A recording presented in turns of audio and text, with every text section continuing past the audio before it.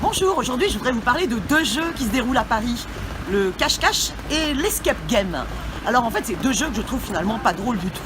Pour le jeu du cache-cache, du chat et de la souris, et bien en fait vous avez d'abord les chats, c'est les CRS, c'est la police, et puis la souris, et bien les souris, c'est en fait les SDF et les migrants.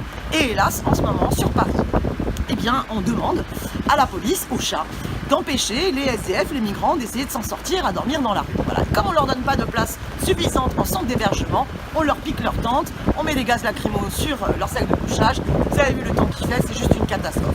Et aujourd'hui sur le jeu cache-cache et souris, il y a eu un épisode particulier puisque vous avez le collectif Droit au logement qui a voulu occuper une partie de l'Hôtel Dieu, parce que la moitié de l'Hôtel Dieu est en fait totalement inutilisée. Donc ils se sont dit, on va peut-être arrêter le jeu du cache-cache du chat et de la souris, on va permettre aux SDF, aux migrants de pouvoir avoir un endroit au sec, puisqu'on pourrait transformer en centre d'hébergement. Et le problème, c'est qu'une fois de plus, c'est les chats qui ont gagné, les policiers les ont délogés. Alors, deuxième chose, ce week-end, il va y avoir un autre jeu, par contre, qui va être lui autorisé dans l'Hôtel Dieu, c'est l'escape game.